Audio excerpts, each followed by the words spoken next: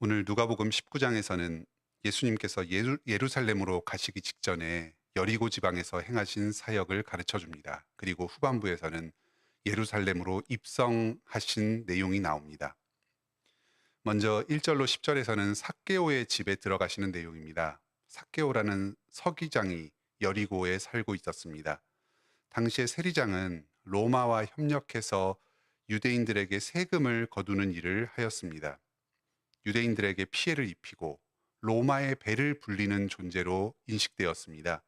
그래서 유대인들은 세리를 자기의 민족으로 일원으로 인정하지 않고 업신여기면서 정죄하였습니다. 삭개오는 세리 중에서도 세리장이었으니까 아마 사람들에게 더욱 비난을 받았을 것 같습니다.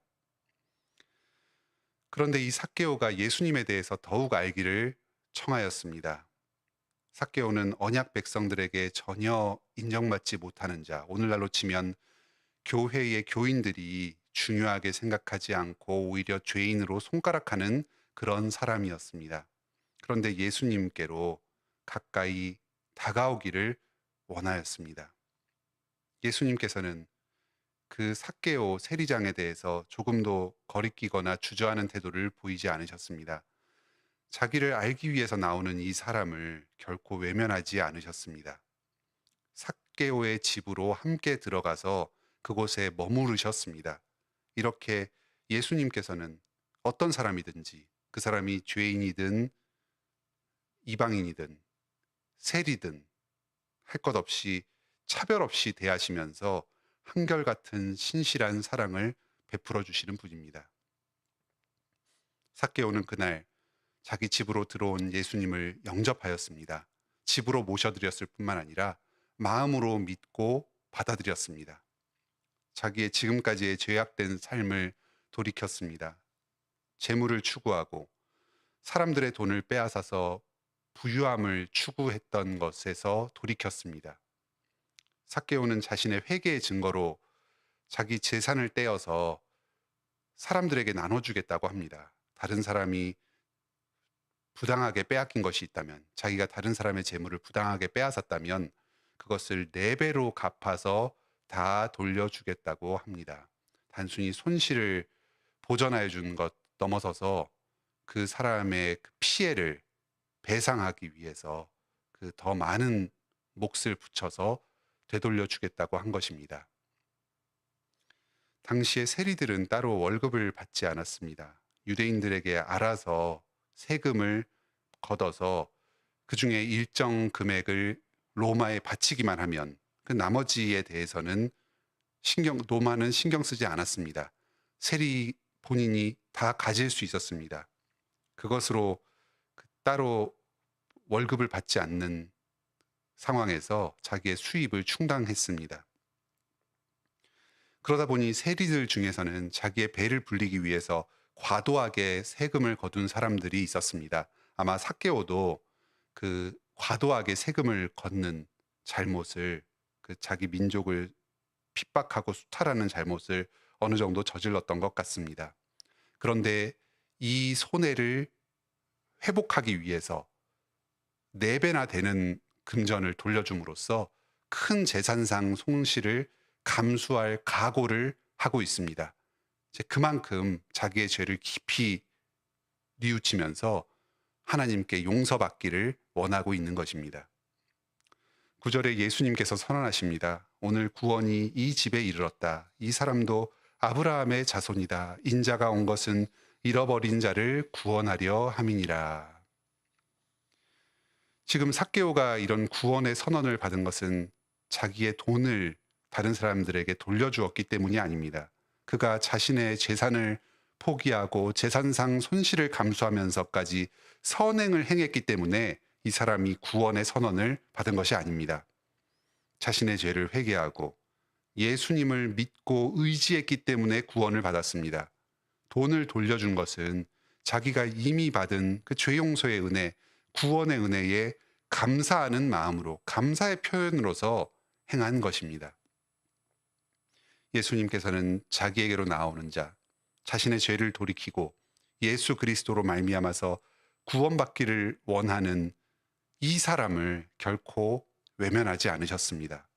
그동안 아무리 큰 잘못을 저질렀다고 하더라도 또 세상 사람들에게 어떤 식으로 손가락질을 받든지 어떤 비난을 받든지 그 사실에 연연해하고 죄책감 때문에 좌절하고 무너지지 마시기 바랍니다.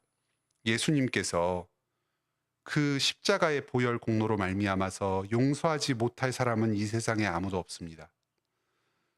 누구든지 회개하고 주 예수를 믿으면 구원을 얻습니다. 어서 죄에서 돌이켜서 주님께로 다시 나아오시기 바랍니다. 죄 용서와 구원의 은혜를 누리시기 바랍니다. 또 다른 면에서 우리 또한 이 예수님의 마음으로 다른 죄인들을 바라볼 수 있기를 바랍니다. 오늘날 우리 주변에도 세리장과 같은 사람이 있을 수 있습니다. 얼마 전까지 같은 민족의 돈을 빼앗아서 자기 배를 불리고 로마에게 바친 이런 사람을 교회의 일원으로 받아들이고 우리의 형제 자매로 인정하는 것은 쉽지는 않은 일입니다. 하지만 그 사람이 회개하고 믿을 때에 예수님께서 그 사람의 죄를 다 용서해 주시고 그 사람을 받아들여 주십니다. 죄 없다 인정해 주십니다. 우리도 이 세상에서 인정받지 못하고 남들이 다 손가락질하는 죄인이라고 하더라도 편견 없이 사랑할 수 있기를 바랍니다. 예수 그리스도를 믿고 거듭나서 그 사람 또한 새 생명을 얻을 수 있도록 복음을 전하고 도와줄 수 있기를 바랍니다. 11절로 27절에서는 은 열무나의 비유를 말씀하십니다. 어떤 귀인이 종들을 불러서 돈을 맡깁니다. 그리고 이렇게 명령합니다. 내가 돌아올 때까지 장사해서 많은 이익을 남겨라. 한 문화를 맡은 종은 열심히 일해서 10문화를 남겼습니다. 또 다른 종도 한 문화를 받고 열심히 일해서 5문화를 남겼습니다. 이 두 종은 주인이 돌아온 뒤에 큰 칭찬을 받았습니다. 그런데 세 번째 사람은 그렇지 않았습니다. 한 문화를 받아가지고 그것을 보자기에 싸서 보관했다가 있는 그대로 주인에게 가져옵니다. 이 마지막 세 번째 사람에게는 두 가지 잘못이 있습니다. 먼저 주인이 시킨 일을 하지 않은 잘못입니다. 장사하라고 했는데 장사하지 않았습니다. 그냥 그것을 자기 임의 판단대로 수건에 싸서 보관해 두었다가 가지고 나왔습니다. 돈을 얼마나 남겼느냐, 10문화를 남겼느냐 아니면 5문화를 남겼느냐, 이것은 핵심이 아닙니다. 사람마다 은사와 능력이 다릅니다. 똑같은 자원을 가지고 똑같은 노력을 해도 성과의 차이가 날 수밖에 없습니다. 지금 주인은 왜 노력했는데 제자리 걸음이냐, 아무것도 남기지 않았느냐, 이것을 책망하는 것이 아닙니다. 주인이 장사하라고 명령을 했는데 아예 시도조차 하지 않은 이것을 책망하고 있는 것입니다. 이 종은 자기 생각이 앞서서 이렇게 하면 안 될 것 같다, 저렇게 하면 손해를 볼 것 같다 하고 안 될 여러 핑계를 만들어서 명령에 순종하지 않았습니다. 이 신실하지 못함, 충성되지 못한 것이 이 세 번째 종의 잘못이었습니다. 이 종의 또 다른 잘못은 주인의 성품을 오해한 것입니다. 21절입니다. 당신이 엄한 사람인 것을 내가 무서워함이라. 당신은 두지 않은 것을 취하고 심지 않은 것을 거두나이다. 이 종은 주인의 성품을 자기 멋대로 오해했습니다. 주인이 자리를 비운 동안에 우리에게 장사를 하라고 시킨 이것은 분명히 주인이 엄한 사람임을 드러내는 것이다. 내가 장사를 해서 많은 돈을 남기기를 원할 것이다. 장사를 해도 돈을 조금밖에 남기지 못한다면 이 주인은 화를 내고 나를 책망할 것이다. 이런 식으로 실제와는 전혀 다른 어떤 허구적인 주인의 모습을 자기의 생각 안에서 마음대로 만들어내고 그것을 진실로 믿어버립니다. 자기가 만들어 놓은 그 가상의 주인의 이미지 두려워하면서 뒤로 물러섭니다. 결국 말씀에 순종하지 않았고 태만하여 게으르게 시간을 보냈습니다. 주님께서는 이 세 번째 종을 크게 책망하십니다. 이 비유는 하나님과 그분의 종된 우리 성도들의 관계를 보여줍니다. 하나님께서 우리에게 무언가 은사를 주시고 재물을 주시고 좋은 것들을 나누어 주십니다. 이것이 마치 한 문화의 은을 받은 것과 같습니다. 주님의 명령에 순종해서 하나님을 예배하고 사랑의 일을 감당하라고 사명을 맡겨주셨습니다. 사명을 주시고 그것을 감당하기 위한 자원을 허락하여 주셨습니다. 주님 다시 오실 그날까지 우리가 그 사명을 감당해서 많은 사랑의 열매를 거두도록 명령을 내리신 것입니다. 그러면 우리는 주님께서는 자비하시고 능력이 많으신 분이시다. 이 일을 통해서 우리가 많은 열매를 이루도록 힘주시고 격려하실 것이다 하고 이 주님의 선하신 성품을 신뢰하면서 담대하게 순종하며 나아가야 합니다. 혹시 우리가 그 과정 가운데서 실패하고 좌절하고 일시적으로 손해보는 일이 있다고 하더라도 주님께서는 우리의 그 참 신실한 마음, 주님께 충성하고자 했던 그 우리 마음의 진심을 아실 것입니다. 우리의 그 신실한 순종과 그 노력, 과정을 다 아시고 우리를 덮어주시고 또 채워주시면서 우리가 그 사명을 이루도록 복 주실 것입니다. 만일 이 종처럼 스스로가 사업을 감당할 만한 능력이 부족하다고 생각한다면 은행에 맡긴다든지 하는 식으로 여러 다양한 방법을 강구할 수도 있었을 것입니다. 하지만 이 사람은 지금 주인에 대한 두려움에 사로잡혀서 자기가 생각하는 그 업무를 수행하는 어떤 표준적이고 모범적인 모습을 설정해 놓은 다음에 거기에 사로잡혀 있습니다.